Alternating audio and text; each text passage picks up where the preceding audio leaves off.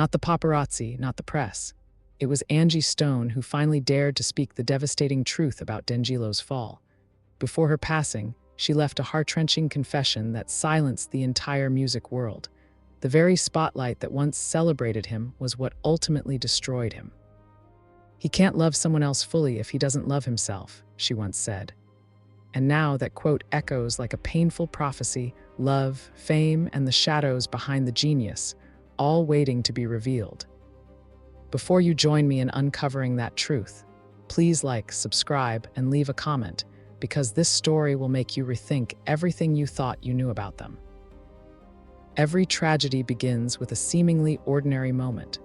For Angie Stone, that moment was when she first saw a 19-year-old, thin, quiet, his eyes hidden behind old glasses, his hair closely cropped, and his trousers so baggy they looked like they didn't belong to anyone. In that room filled with music, people only saw a young man, still awkward among the artists. Only she, amidst all the indifferent glances, saw something else in him, a silent luminescence that those who have endured deep loneliness immediately recognize. Dangilo, then, was not yet the king of neo-soul. He had none of the luster of brown sugar, nor the image of the captivating man who made the world swoon. He was simply Michael Archer, a young man from Richmond, Virginia, with a burning desire to sing, a desire that his own world seemed to extinguish daily. In a fiercely competitive music industry, a black man without a marketable image was someone no one wanted to invest in. They looked at him, then turned away, but Angie did not. "He pursued me. I did not pursue him. I thought he was older than he was because he had an old soul," she recounted in a 2023 interview. Angie's voice was deep then, but it sounded as if she was traveling back in time, as if she could still see him, the young man with an aged spirit in a body too young. Perhaps that was why she believed in him, loved him, and eventually sacrificed a part of her own career to stand behind him, acting as the foundation for his light to finally ignite. It's said that Angie was a woman with the ability to hear the soul of others. As a vocalist who had been a sensation in the 80s with the group Sequence, only to reinvent herself in the new R&B wave, Angie understood the cruelty of the spotlight, a place where a voice sometimes mattered less than appearance, where genuine emotion was replaced by a bankable image. Therefore, when she heard Dangilo play the first melodies of Brown Sugar, she knew this was true music, not the kind designed to please radio stations, not the kind producers molded to fit the market, but the kind written from the profound solitude of a boy raised in the church, who carried within him both faith and turmoil. He sang as if in prayer, and Angie, who had endured all the heartaches of adulthood, recognized that he was singing for lost souls. As the story goes, in the early days of the studio, Angie was more than just a background vocalist. She was the one adjusting every pronunciation, every breath. Sometimes she would just sit and watch him silently, letting him find his own groove. She recounted, "We started to become each other." Between them, there was no longer the boundary of teacher and student or veteran and novice. They were two souls who met in music, in the fractures that the world could not see. Yet the cruelest irony in every artist's love story is that when one begins to shine, that light can overshadow the other. When Brown Sugar was released, the entire world turned to Dangilo. The press dubbed him the new prince, and audiences cheered for his body in the soulful music videos. And then, as if it were an inevitable law, people began to ask, someone like him, why is he with her? That seemingly harmless remark stabbed straight into Angie's heart. "When I was dating him," she once recalled, "he wore glasses, had short hair, and his pants were hanging down to his butt. Nobody cared, and no one saw his beauty but me."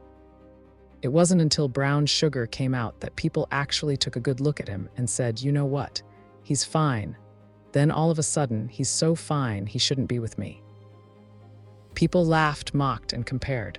She, the black woman, 13 years his senior, no longer possessing the bloom of youth, was deemed unworthy.